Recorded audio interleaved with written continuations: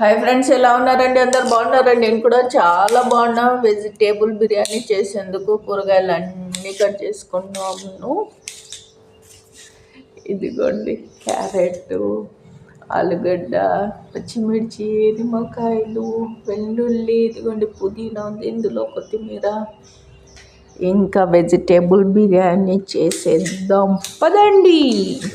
Next process video తీసేకి మర్చిపోయాను అనమాట. ఇంకా ఇదిగోండి, ఫైనల్గా బిర్యానీ రెడీ అయింది. చాలా సింపుల్ అండి.